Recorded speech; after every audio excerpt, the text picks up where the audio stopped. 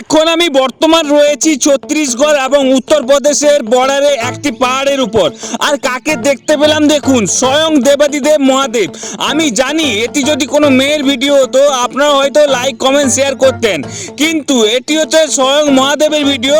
আমি জানি আপনারা লাইক কমেন্ট শেয়ার করবেন না। তো বর্তমান আমি রয়েছি ছত্তিশগড়ের একটি পাহাড়ের উপরে। এখান থেকে ছত্তিশগড় উত্তরপ্রদেশ বর্ডার প্রায় 4 কিলোমিটার বাকি। আর রাস্তার পাশে কত সুন্দর স্বয়ং মহাদেবের মন্দির দেখতে পেলাম। আর শিলাগুলি দেখুন, কত পুরাতন পুরাতন শিলা।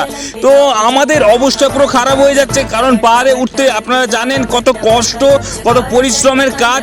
আর মানে চারপাশে শুধু বড় বড় পাহাড়, ঠিক আছে, উঠতে কষ্ট নামতে সহজ, এটা ঠিক, কিন্তু ওঠার জন্য যে পরিশ্রমটা লাগে আর কি বলবো। আর সাইকেলের অবস্থা একদম খারাপ। সাইকেল হয়তো আমাদের ঠিক করতেই হবে, টায়ার চেঞ্জ করতেই হবে, নাহলে কিন্তু আমরা কেদারনাথে পৌঁছাতে পারবো না। আচ্ছা, যারা যারা জানো না আমি তাদের জন্য বলে দিচ্ছি, আমি আপনাদের বাংলা পূর্ব মেদিনীপুরের ছেলে। আমি যাচ্ছি সাইকেলে করে কেদারনাথ। আজকে হলো 25তম দিন। আর তোমরা যারা যারা জানো না, আমাদের প্রথম টার্গেট ছিল পুরী জগন্নাথ ধাম। তো পুরী জগন্নাথ ধাম আমরা ঘুরে চলে এসেছি। এখন যাচ্ছি কাশী বিশ্বনাথ, আবার সেখান থেকে আমরা অযোধ্যা রাম মন্দির যাব এবং কেদারনাথ বদ্রীনাথ যাব। কিন্তু তো তোমরা যারা যারা আমাদের এত সাপোর্ট করছো, অসংখ্য ধন্যবাদ ওনাদেরকে। তোমাদের মোটিভেশনের কারণেই আমরা কিন্তু এত দূর আসতে পেরেছি। আর ভগবানের উপর আমাদের আস্থা আছে, আমরা নিশ্চয়ই পৌঁছাতে পারবো।